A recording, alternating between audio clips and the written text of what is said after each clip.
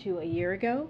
So, and this is without Abbott being in the market right now, clearly. And we've seen a lot of progress happening, as you can see, in 2022 compared to 2021. And as you can see up here as well.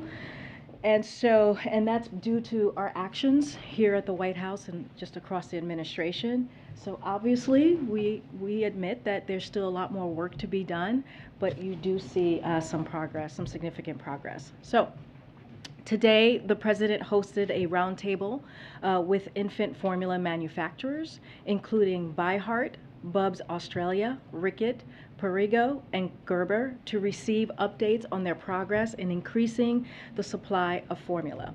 Additionally, the president announced 2 new Operation Fly formula missions. Beginning June 9th, United Airlines will airship the equivalent of approximately 3.7 million 8-ounces bottles of Kendamil infant formula. This is the first Operation Fly formula flight donated by an airline carrier. Also, starting June 9th, Bubs Australia will transport the equivalent of 4.6 million 8-ounce bottles of formula. This is the first shipment of 27.5 million bottles that Bubs Australia plans to export to the U.S. These shipments are on top of the 1.5 trillion bottles of formula transported in the first 2 Operation Fly formula flights. These actions build on other important actions to ensure there is enough safe infant formula for families, and the president has been clear he will pull every lever to get more safe infant formula to American families. Tomorrow, the president will join a meeting with NATO Secretary General Stoltenberg and National Security Advisor Jake Sullivan at the White House. They will discuss preparations for the NATO summit in Madrid at the end of June and the strength of our transatlantic alliance. We will have a readout after the meeting for tomorrow. And also, this is June 1st, as we all know. It is the first day of Pride Month. This month, the Biden-Harris administration will be spotlighting the voices of LGBTQI+ people across America, especially children and families. The president had made clear that the proliferation of hateful and discriminatory bills targeting kids in classrooms and families in their homes are simply bullying. So this Pride Month, we will be focused on protecting, uplifting, and supporting LGBTQI+ kids and families. This month, you can expect to see the president and his administration reiterating calls on Congress to pass the Equality Act, agencies across the administration and embassies around the world raising pride flags to celebrate our commitment to equality, cabinet members meeting with LGBTQI+ families and community leaders, the White House fighting back against the onslaught of anti-LGBTQI+ legislation we're seeing just across the country. President Biden has always been a champion for families, and that includes LGBTQI+ families. We are proud of the historic progress this administration has taken to ensure everyone, no matter who they are or whom they love, has an equal place in our country. And we are excited to keep building on those actions this Pride Month and beyond. One final thing, which is very hard to say, but I'm very excited about this as well for our friend here, Vedant. I would be remiss not to mention that it is our very own Assistant Press Secretary Vedant Patel's last day here at the White House. I'm sure many of you know and have had the pleasure of working with Vedant, but for those who haven't, he has been with us since day one of the Biden campaign and also the Biden-Harris administration. While here, he has worked on very important areas, including climate, immigration, and education. I cannot stress enough how integral Vedant has been to our team. He's been a rock star. He's going to be incredibly missed. He is a true talent, an excellent communicator, a gifted writer, and a wonderful co-worker and friend. I and the rest of the press team will miss him dearly, but we know that he's on to better and bigger things as he moves over to the State Department, so he's not going very far. As the principal deputy spokesperson, we are so proud of you, Vedant. We will miss you terribly, and we cannot wait to see you at State, and congratulations to you, my friend. Okay, with that, go ahead, Zeke. Thanks, Karine.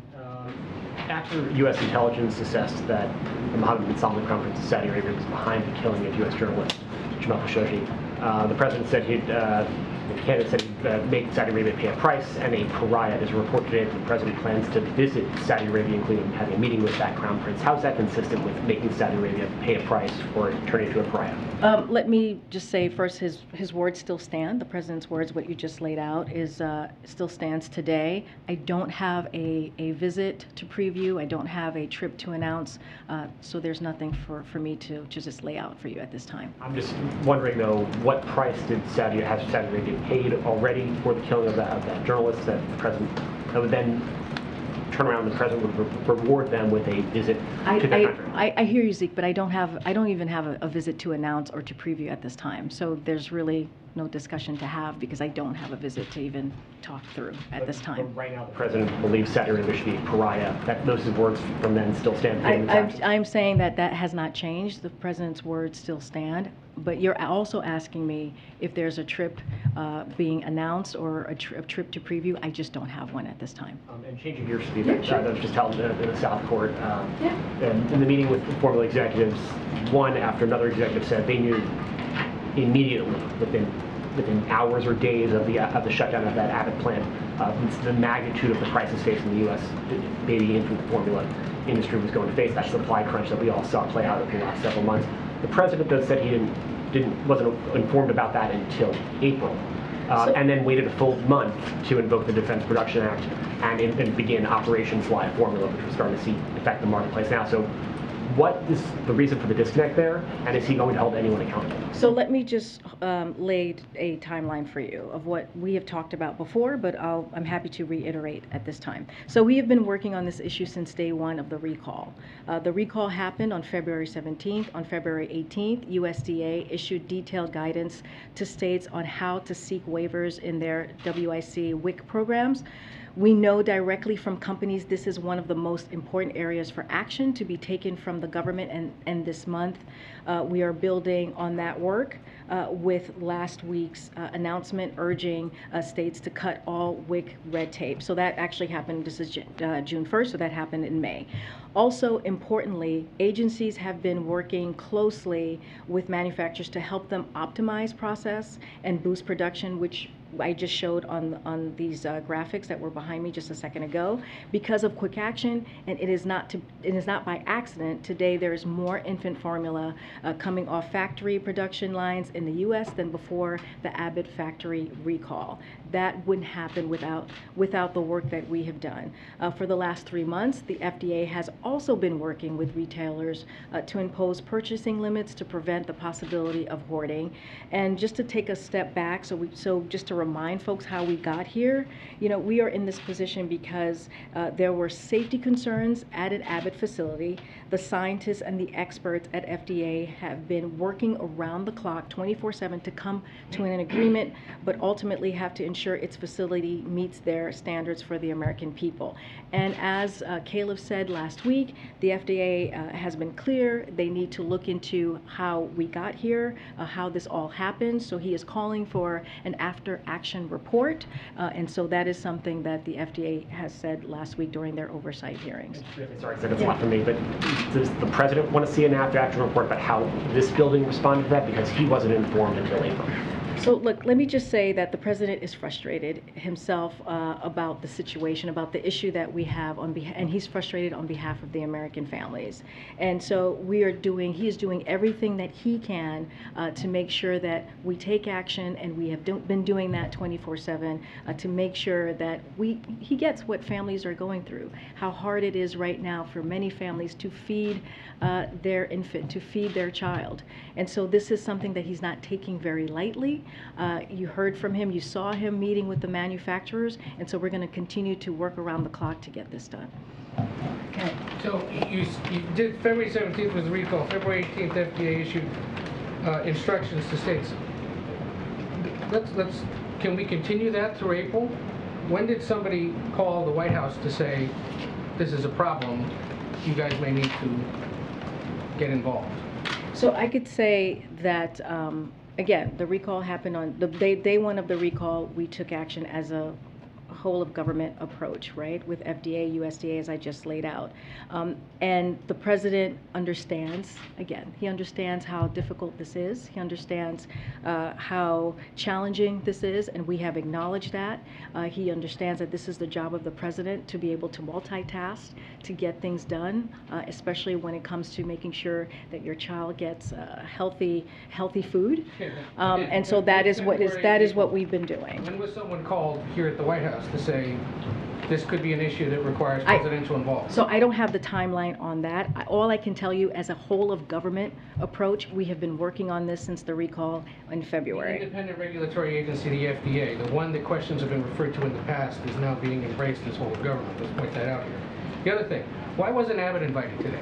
Oh, well, because Abbott, as we know, they agreed on a path to safely reopen the Sturgis facility after safety concerns that FDA called them out on. So look, we understand Abbott is working hard to get back to safely making infant formula. That process is ongoing and should remain between them, and we are encouraged by the progress they've made. Today is about progress and action we can take to ramp up right now. But I want to, I need to say this, and I want to lay this out. Look, this meeting was focused on ramping up production and availability of safe infant formula to American families. That is what matters. We have to remember what FDA did was to make sure that families were getting food that was safe for their kids. That is important, and that's what matters. That's why we showed the chart to show where we are today compared to a year ago. So increasing production here at home and importing high quality formula from abroad. We are working with many manufacturers. The companies joining today represent a subset of companies working with the administration to increase on supply, whether it be through the DPA, which is something that we know that the president called on, Operation Fly Formula, and FDA's importance guidance. And so the actions are making a difference. And so I just want to make sure that we see what this administration has done, this whole of government approach. You're doing this now on June 1. If he knew No, about this in we have April, been doing no. We have been doing this a whole of government approach since the recall. Yeah, that is what, and it's not, but it's invoked until last month.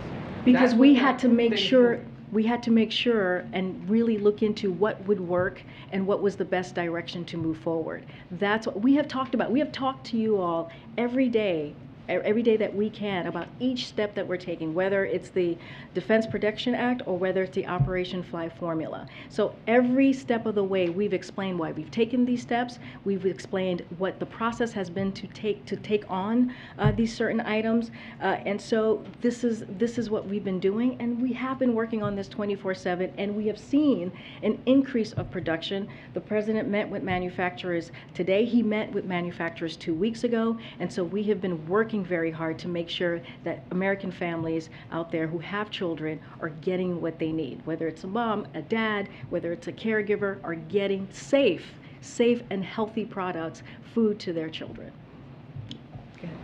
Just to put a finer point on that, is it my understanding that what you're saying is that even if the president had known sooner, before April, that your response would have been exactly the same? I'm not saying when the president knew or didn't know. He he- spoke, but he I know, said- he spoke to that himself, so I'm gonna let that stand. I am saying that we have been working on this. We, as a whole of government approach, has been working on this since the recall, which was in February. That is what I'm saying. I'm talking about internally, not just the agencies, not just FDA, USDA, but also internally. We have been working on this for months, and we have taken this incredibly seriously and have been in this briefing room, and the president has spoke to this on his own about the different steps that we have taken. And we've also laid out a timeline for you all so that you know what the steps that we have done. It sounds like you're saying, though, even if the president had known sooner, would that have made a difference? No, that's not what I'm saying. I'm saying that we have been working on this since we found out about the recall since day one. That is what I'm laying out to all of you as a timeline. That is what it's important here to know, that as a whole of government approach, we have taken this on since the first day that we learned about the recall.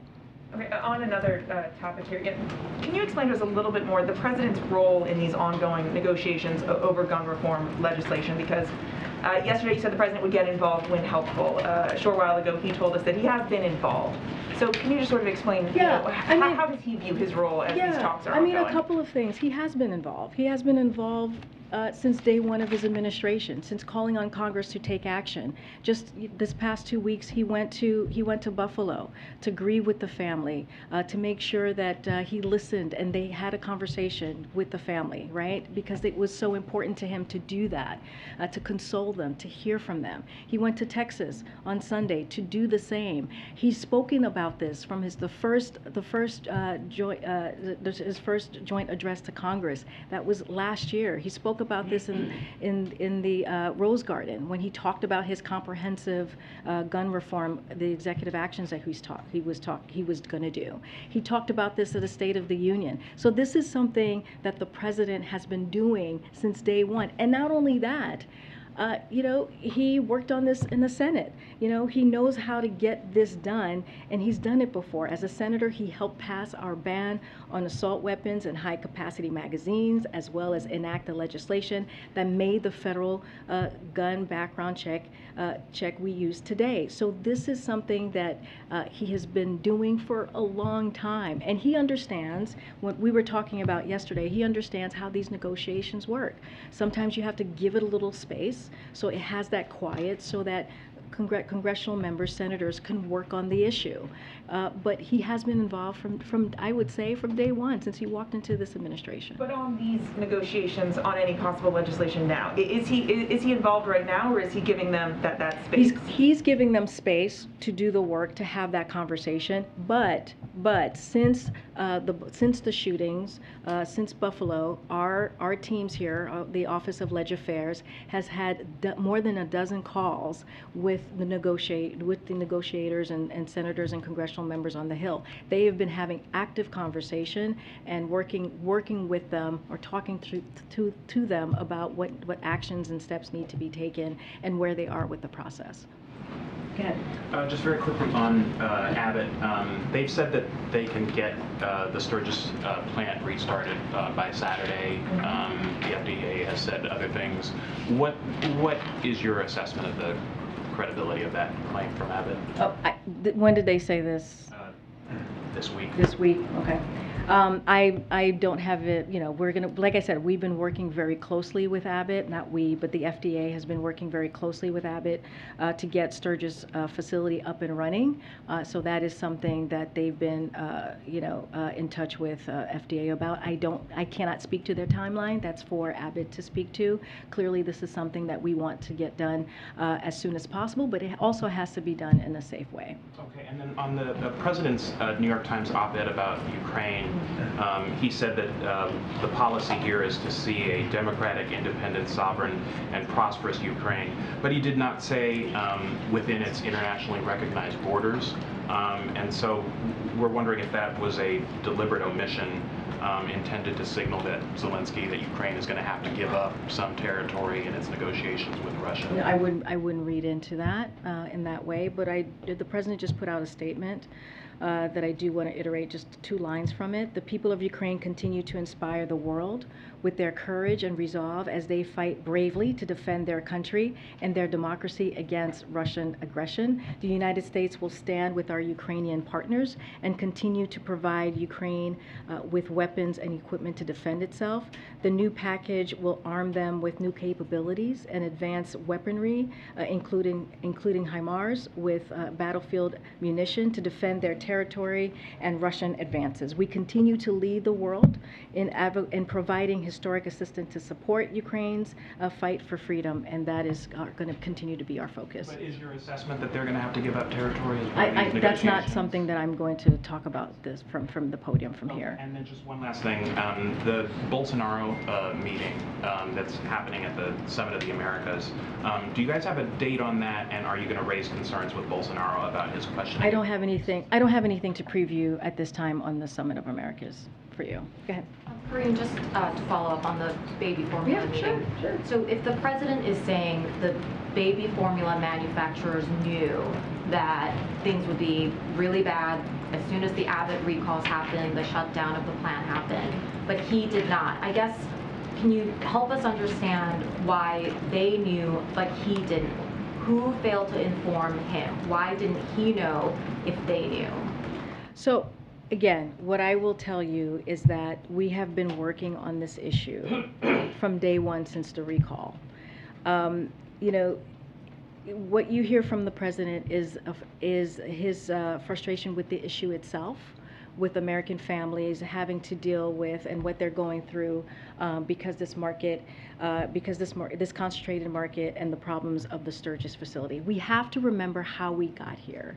We got here because FDA learned that Sturgis facility was not operating in a safe way, and so FDA wanted to make sure that families were getting healthy food to their babies. So this is a responsibility that FDA has and that FDA did. From our part, we did everything that we can from the moment that we learned about the recall to work 24/7 to make sure that the production went up. I guess that just doesn't address the question of why it was that the president didn't know when the manufacturers are saying that they knew. As soon as the recalls happened, as soon as the plant was shut down, that this would be a very serious problem.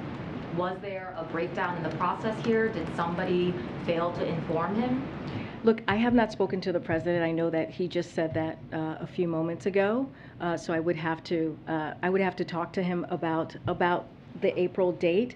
But what I can tell you is what he has seen, and this I know for certain, is that seeing the empty shelves is unacceptable. Seeing what families are going through is unacceptable. This is why we have been working 24/7 to make sure that we are using every lever at our disposal to deliver for the American people. That is what I know for sure that I can share with you at this moment, and that's how we're going to, going to continue to move to make sure that we're doing everything that we can and beyond. Yeah. Could you help us understand then, you've said that the administration has been working 24/7 around the clock since February to try to address this issue. The president says he didn't understand how bad the issue was until April. So is it that you were working around the clock since February to address this serious problem, but the president didn't know? Just want to be clear about that. So the actions across the government began day one. And of the recall, as I've said. The White House has been in close, regular contact with agencies responsible for addressing these issues since then. While these actions made serious progress, including by ensuring there was more infant formula coming off factory lines than before, the recall, it's clear there is more work to be done and more levers to be pulled, which is why you've seen higher profile actions this month, and we're going to continue to do everything that we can. So to your question, the White House has been working across government to make sure, since day one of the recall, to do everything that we can. So then perhaps the president wasn't aware of the work that was going on around the clock since February to address the issue? I mean, the president has multiple issues, crises at the moment. When he walked into the administration, he talked about the multiple crises that we needed to deal with as a country, and so that's number one to remember. But the most important thing is that as a White House, as working with the interagencies, we have been working on this since day one, since the recall. Yeah. Okay. And this is his White House. I actually had a follow-up to a question that we asked in here over 2 weeks ago, very much related to what we've been talking about. We had asked if there were specific actions that the administration took, including meetings, phone calls, briefings, either in February or earlier, to begin addressing the shortage. You had said at the time that you didn't have any specifics then, but you'd be happy to go back and get that information and be fully transparent. It doesn't sound like you have that. No, I don't have that information. But again, I can say to you, since the recall in February, we have been working around the clock on this issue. It is an important issue. We understand how frustrating it is for parents, and so this is something that the White House, across the agencies, have made a priority. Do you But plan on getting us that yeah, for sure. information I that you mean, said you feel free to reach out to me directly. You have my email, you have my number. Feel free to reach out to me, and we will do everything that we can. Can I just do one follow-up on Well, a I mean, separate topic? MJ, I gotta move on. I gotta That's move fine. on. Yeah, go ahead. So I think the question here is we all understand that government operates at many levels. The president's not read in on every issue. Why this one seems to stand out is that these executives talked about it as a crisis. The president talks about it as one of the most personal crises that he has experienced. And you're now sort of saying that the White House was operating on this without the president being aware of or directing those actions. And so there will be future crises. Yeah. And so I think we're all trying to understand the information flow and the decision-making when there is a crisis that rises to the White House's involvement, and is the president involved in that?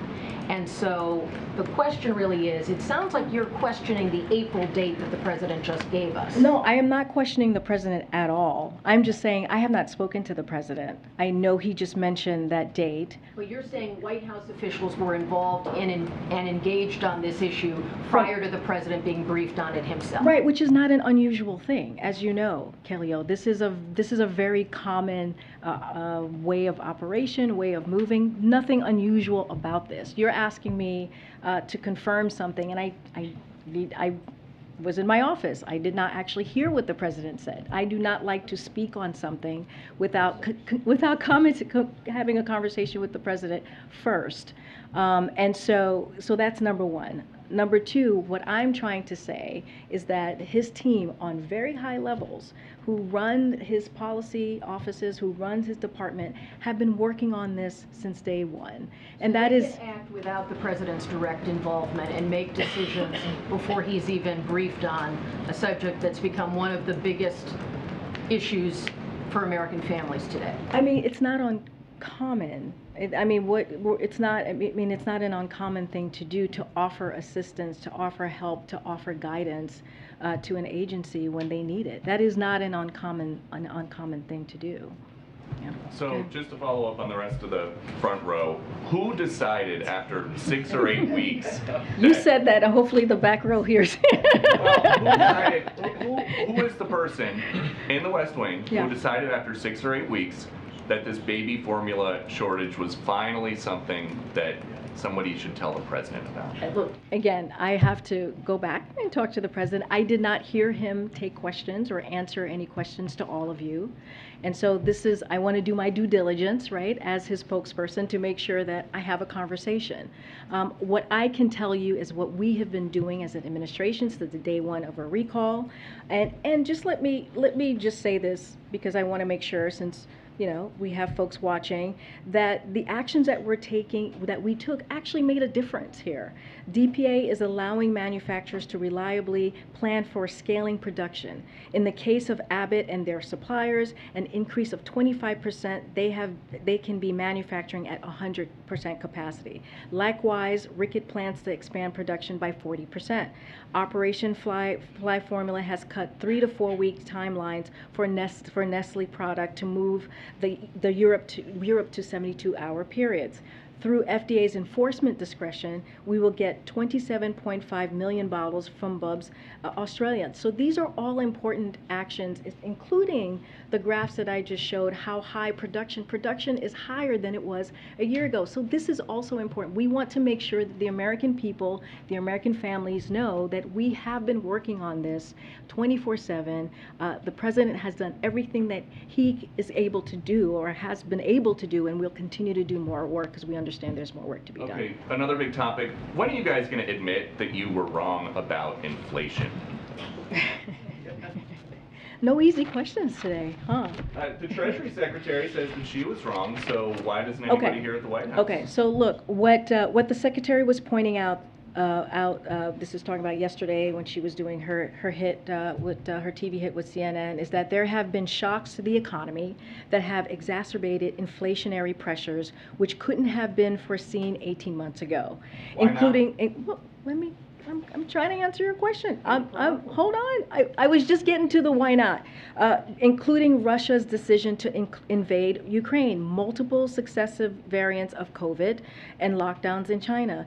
As she also noted during that interview, there has been historic growth and record job creation, and our goal is now to transition to steady and stable growth as inflation is brought down, as Brian Deese said yesterday to all of you when he was standing behind this podium. So the present economic plan, as we see it, is working. Just today, we learned that the manufacturing was up in May, building on the 545,000 manufacturing jobs have been created since he took office. Further proof that companies are investing in America. We are on a path to stable growth, and we are addressing supply chain problems. Our plan to tackle inflation, lower costs, reduces the deficit, and respects the FDA's independence. It's the best way for us to achieve sustainable and durable economic growth. So that's how we're doing, the work that we're doing every day to make sure that we attack lower costs, higher costs. Just that I understand, the Treasury Secretary says that she was wrong, but the White House was not wrong about inflation. Here's the thing: we have achieved a. First of all, I explained to you what she was trying to say, so I just laid that out. So those are your words, not my words. I just laid out what she was trying to say and tried to explain in fullness her part in her answer. We have achieved a historic recovery through an extraordinarily unprecedented economic moment. The president has consistently noted that the primary drivers of inflation are the pandemic and Putin's invasion of Ukraine. The twists and turns of both these monumental events have affected energy prices and also food prices that we have seen these past several months. This is Putin's price hike, which the president refers to, and that is what Secretary Yellen was referring to if you read the entire transcript, and that's what I'm trying to say to you. Hopefully that lands. Go ahead. Thanks, Karine. You say Legislative Affairs has had more than a dozen calls with lawmakers on guns recently. Which ones? Oh, I don't have a list, and we are always, we are always very clear about not sharing not saying who we talk to and keeping conversations private. We're just trying to give you a number so you see our efforts and what we've been trying to do. But I don't have a list. I won't list our list to you right this time. I just asked because often the White House press office hasn't given any level of specificity as a policy about. Well, I did say, I did say we're talking to negotiators. So I think that could give you a sense of who we're talking to. And then a couple questions briefly on baby formula.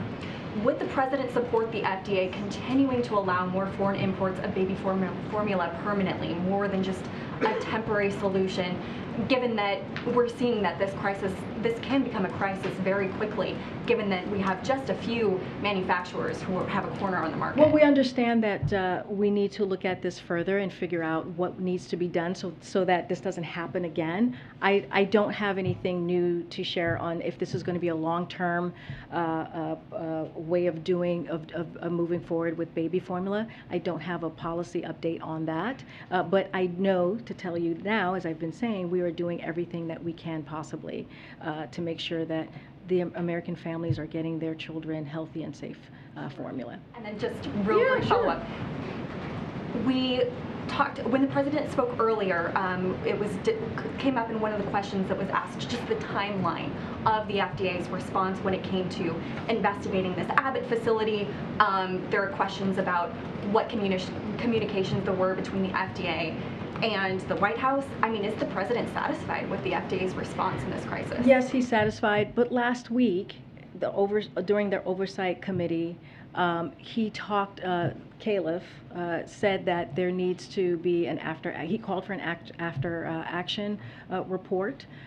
He appointed Woodcock to doing that after action report. He wants to get down to the bottom of what happened, and so that is important. I don't know if you're asking me, does he still have confidence in the FDA? He does, and the FDA themselves are going to try and figure out what exactly happened and how do we avoid what happened these past several months with Abbott and their facility shutting down. And so that is an important thing as well. Thanks, Karine. On this baby formula issue, you said that the whole government approach began in February right afterwards. And I think a root of this sort of questions or that folks are having is that it, in fact, doesn't seem like this extended beyond the FDA until certainly the president found out in April, but especially when this became really an acute issue in May when the Defense Department was brought in, the Agriculture Department was brought in. So can you, other than the FDA, who was part of this whole of government response, especially in this kind of crucial February to April timeline where the president wasn't aware of what was going on? Right. I mean, I mentioned the FDA. I mentioned the USDA. I've mentioned, policy departments here within the White House. During the USDA issued detailed guidance to states. This is when the recall happened on February 17th. The next day, on February 18th, USDA issued detailed guidance to states on how to seek waivers in their WIC programs, which we learned was a very important element, which was a red tape. Well, which was a red tape, as we've learned, that needed to be cut. And we know directly from companies that this is one of the most important areas for action to be taken from the government, and we're building on that work with the announcement that we made as it's related to a USDA urging states to cut all of WIC red tape. So that was that role in that particular component. Were there any efforts outside the FDA about encouraging either the import or production of additional formula? It seemed like, from an outsider, that if a plant goes down, you know that it's going to be a crisis, that you would immediately start looking for other sources of supply. I mean, I can't speak to specifically what the FDA was doing at that moment. All I can speak to is what happened at the recall when it comes to production. I can talk to what we have done these last several months, meeting with manufacturers. Again, the graphs that I showed showed how the production has even increased from last year. I think 8 million more in one of the graphs that I showed. And so we're going to continue the work. We know that there's more work to be done, and we're going to make sure that we get to the other side of this. One other on a different topic. About a month ago, the Supreme Court decision or draft decision leaked on abortion rights. A lot of folks, including the president at that time, talked about how that really reframed the debate and the stakes for the midterm elections. But since then, the president hasn't publicly met with any abortion rights groups. He hasn't spoken about it in weeks, given a speech on it.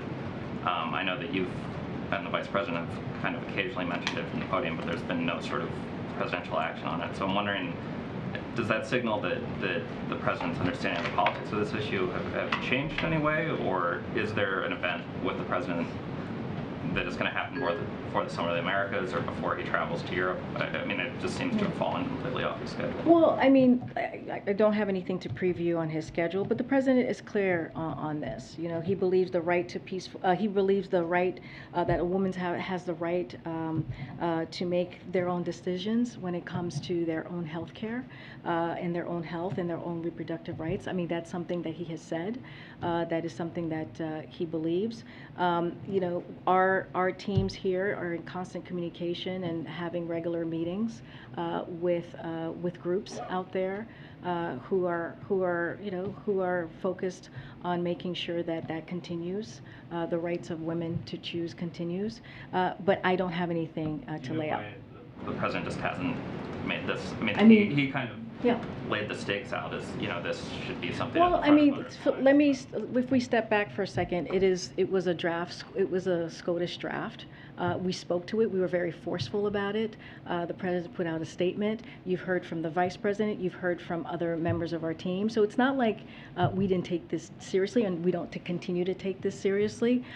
So this is an important issue for the president. We know that. We know that for the American people. I just don't have anything to share with you on his schedule. Okay. Thanks, Karine. On Ukraine, the U.S. has been really clear that it would not engage Russia directly because it did not want to escalate the conflict.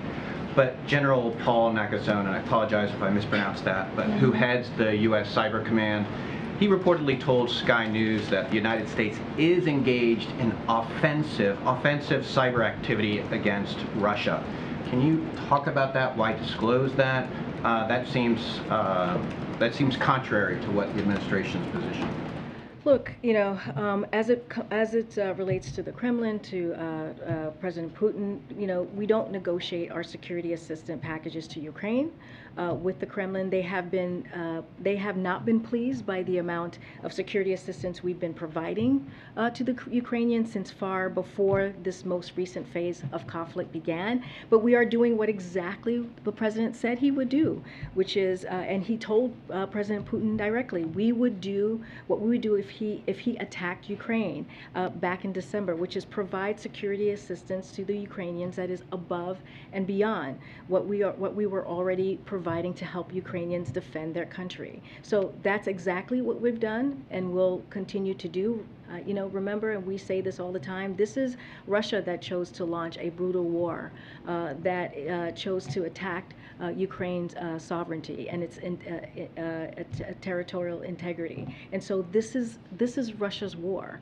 And so they started this conflict, and they could choose to end it at any time, and they have not. But we continue to maintain that deconfliction channels with the Russians for when necessary. But just speaking specifically about the offensive cyber action being taken from the United States against Russia, is that not contrary to what the president has said in the past about not wanting to engage directly? No, it's not. We don't see it as such. Can you talk about why offensive cyber activity against Russia is not? We just don't see it as such. We have talked about this before. We've had our cyber experts here at the podium lay out what our plan is that has not changed. So the answer is just simply no. Go ahead, Tyler.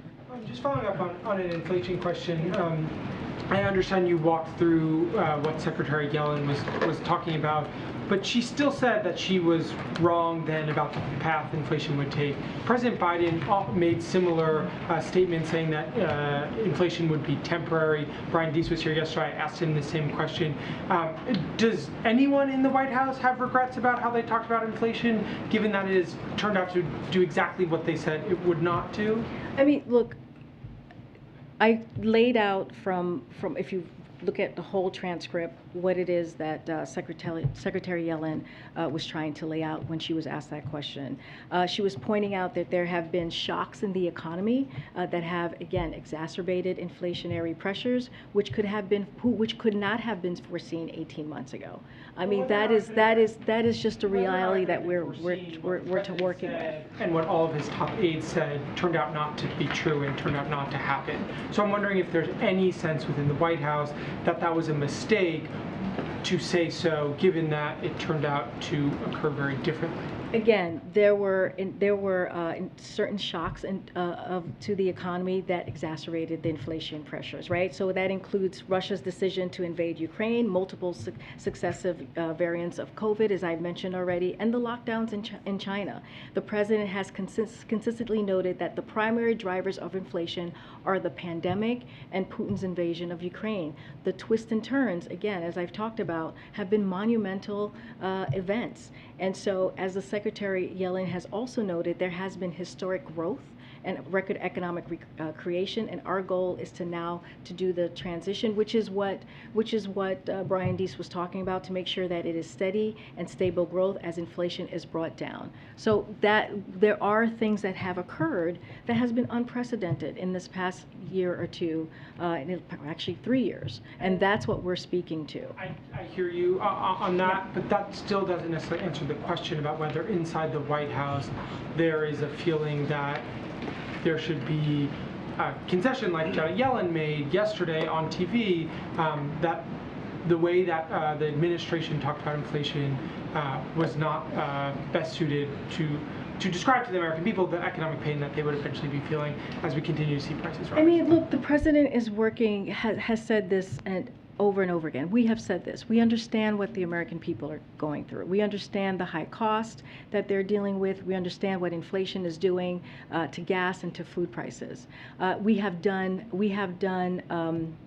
taken multiple actions, which the president explains himself in his own voice in the Wall Street Journal just a day ago.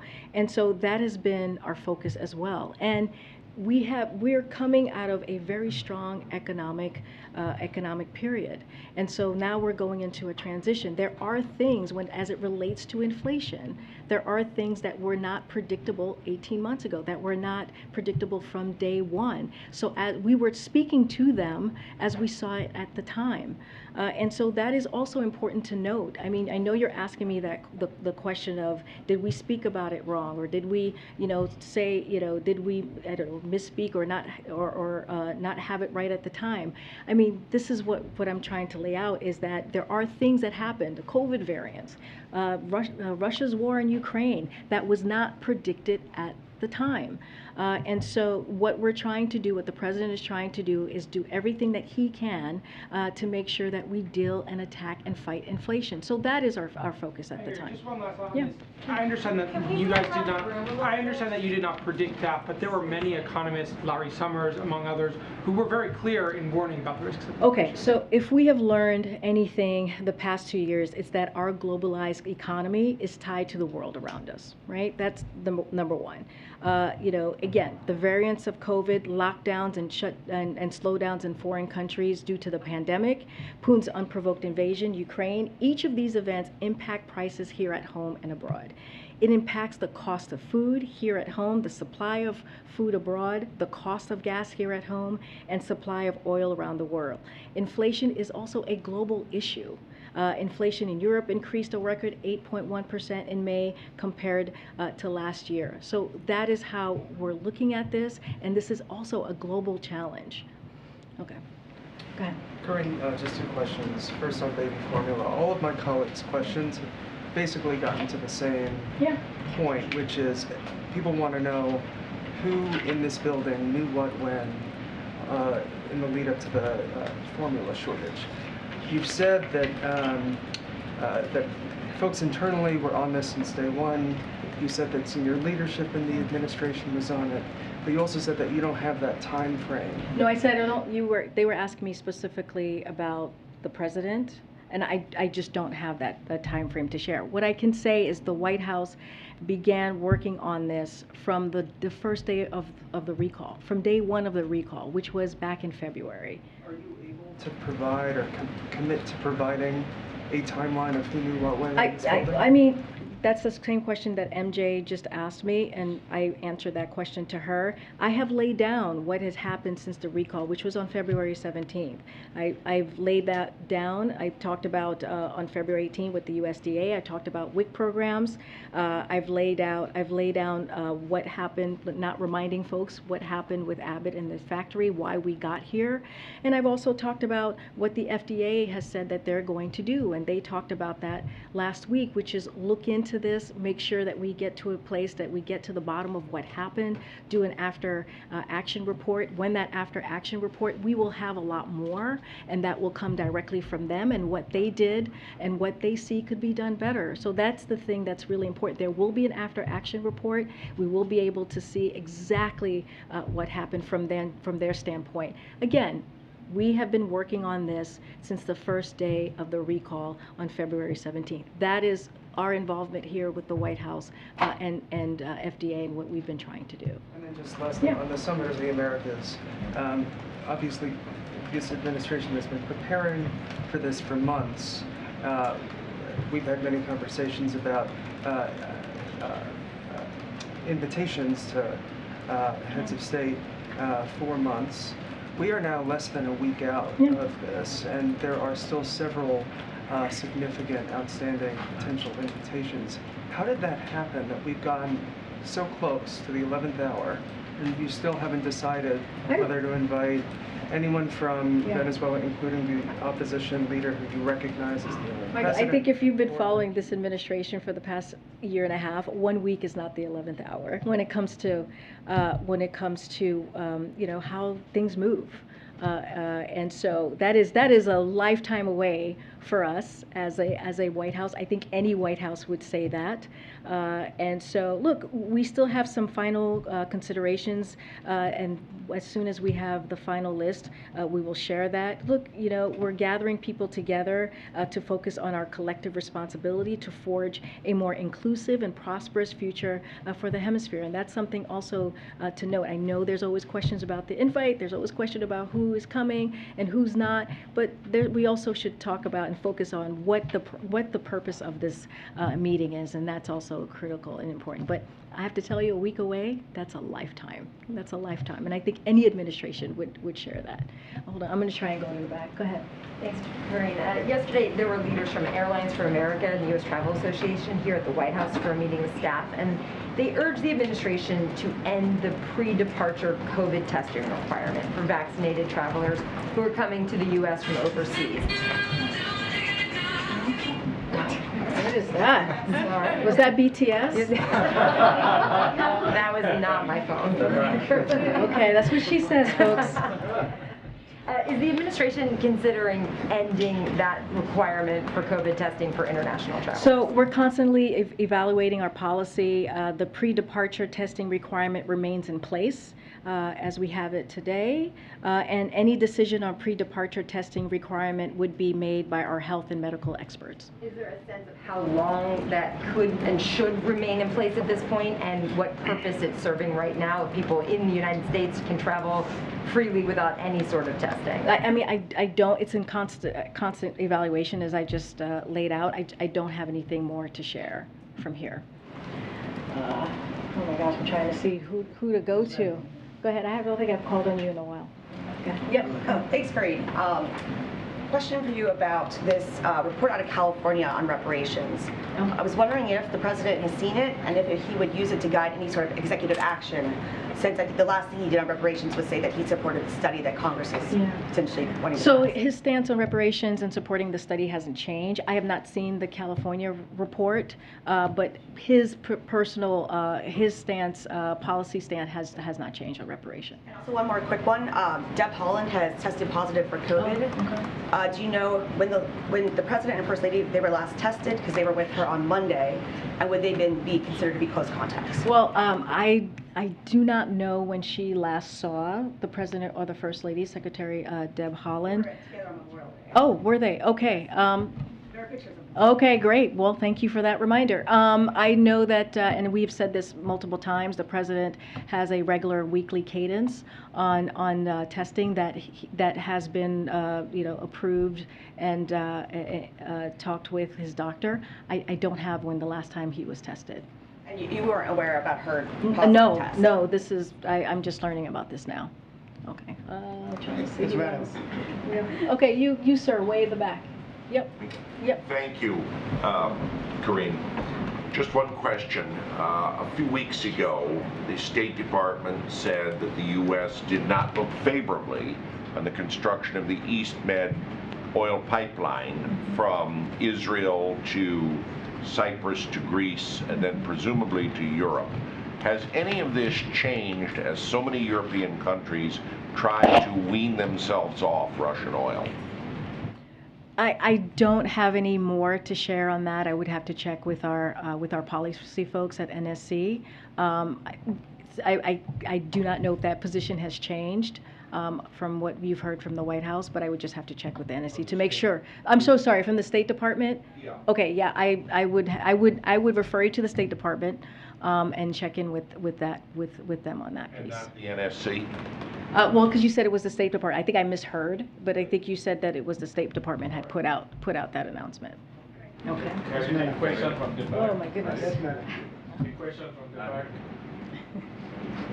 The questions? Go ahead. Yeah, sure. If you have a question. I do, but your fingers waving around. I know, I'm trying to pick people I haven't called on in a while, so it's fulsome, so people are getting a question. I think everyone's grateful for that. I'll ask just one question. No. Something the president mentioned when we were in there now. When you talk about inflation, the wheat supplies or the food supplies, and he talked specifically about, I guess he was referring to Ukrainian, the inability to export Ukrainian wheat. and that something had to be done about that. Well, what the Ukrainian foreign minister has been talking this week about, supposedly they're in talks with other countries about navies going in to the Black Sea and creating a corridor to get that weed out. Is this something that is being discussed on any level in the White House? That is something that I would actually have to go check on as well. That is not, I just don't have an update on that as far as the wheat. That's clearly something that we've been monitoring. And we have said Russia's aggression on Ukraine has certainly raised prices, as we have talked about, on gases and food. Wheat, I believe, is about a good percentage of in Ukraine, a good percentage of the kind of the global market, and so we have seen prices go up. I don't have any update on that. I would have to check with this time. I would have to check with NSC. Can I ask you a question from the back? Yes, ma'am. Go ahead. Can I ask you a question from the back, Karine? Go ahead, Phil.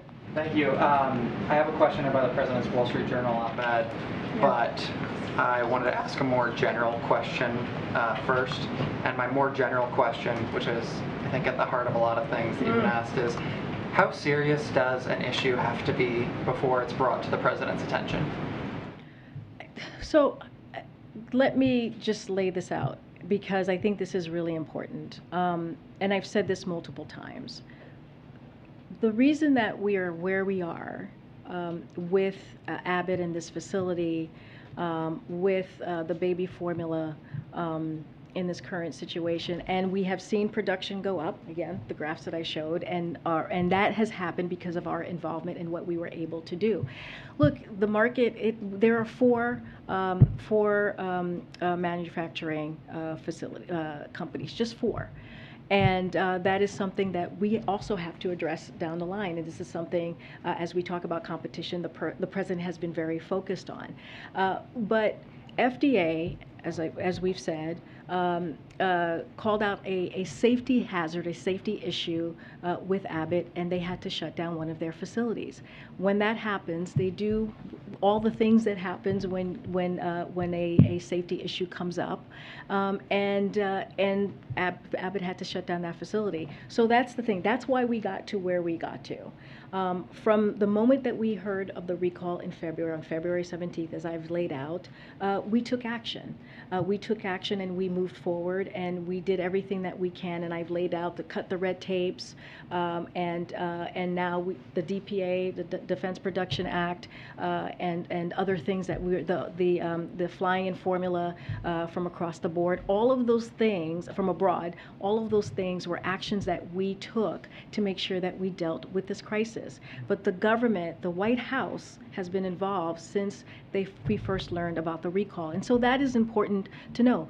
The President deals with multiple crises. His administration deals with multiple crises. When we walked in a little bit over than a year ago, we talked about the economy. We talked about COVID. We talked about climate change. All of the things that the President attacked and dealt with, and his White House dealt with on all at once. And we have seen his comprehensive plan when it comes to COVID and what we've been able to do and getting people vaccinated and boosted. We see where the economy is currently. Now we're in this transition. All of those things are important to note, that there are always multiple crises happening that we are dealing with all at once. Okay, and then on the Wall Street Journal op-ed, in that essay, the President reiterated that he supports the independence of the Federal Reserve. He called on Congress to pass tax credits, and he also called again for changes to the tax code to bring in more revenue to drive down deficits. Correct me if I'm wrong, but these proposals aren't exactly new. I mean, we're coming up on a 40-year high of inflation. Does he have anything else? Yeah, I'm happy, and I'm happy to lay that out as how he's fighting inflation. Look, as you just said. Yeah, well, I mean, let me just tell you what we have been doing and what we will continue to do and what we know is important in order to fight inflation. So you mentioned it, giving the Fed the independence it needs to take the steps to bring inflation down, pushing Congress to lower costs on things families rely on, like prescription drugs, which you've heard us talk about, that eat up too much of Americans' budgets, taking steps to stabilize the energy markets, for example, coordinating a historic release increase from strategic petroleum reserves here in the United States and from countries around the world. All of these things matter, and lowering the deficit. This is a place where we have made notable progress, as we've talked about, more than $1.5 trillion in reduction in the deficit this year alone, and we want to keep making that progress, so that's not going to end there. And there's other ways too, the lowering cost of high-speed internet for 50 million families, building more than 1 million new affordable homes to help bring housing and rent prices down, helping America's farmers increase crop yields to help bring down food prices, and fixing our supply chains to reduce the cost of moving goods to shelves and to families and homes. And we're always looking at other things that we can do. But these are actually action items that we have taken that are not small, that shows the work that this president has done to really attack inflation. We understand that there's more work to be done. We understand what families are feeling right now, but we are doing the work to try and address this. Karine, can I ask something that the administration launched today, please? Let me see who else. Go ahead. Thank you. So today, the VP announced the launch of the Global Water Security Action Plan, which seems important because it essentially says that now the U.S. foreign policy will consider global water security as one of its core issues, right? So I guess I wanted some explanation from you as to why this was. Will this be another element of the VP's portfolio, or is she just launching it? I mean, how are you guys dividing this up? I mean, look, the First Lady, the First Lady, my goodness, the Vice President has clearly her own portfolio and things that she wants to attack that helps families, that helps make sure that we're delivering for the American people, and so she has multiple things that she does. Clearly, that is something that's going to be critical to foreign policy, critical to how it tracks back here to the American public. I can't speak to what her portfolio looks like and what things that she'll be focusing on. There's an array of issues to focus on. I would reach out to her office directly. In China. China has called for the United Nations Human Rights Commissioner to investigate mass shootings and gun violence in the U.S. So can we get a reaction from you? So this is, again, China requesting the UN Human Rights Commissioner to investigate mass shootings and gun violence in the U.S. Can we get a reaction? And specifically, does the president consider gun violence as, protection from gun violence as a part of human rights and the right to live? Well, he definitely has said that it is a epidemic. He called it a public health epidemic. So he has taken this issue very seriously. He has laid out a comprehensive gun reform plan through executive actions. He has the most executive actions than any president at this time in this administration. He's calling for Congress to act and to continue the work that needs to be done on the legislative, on the federal side, whether it is expanding background checks, red flag laws, as we're hearing Congress talking about right now, making sure that we are keeping our children safe.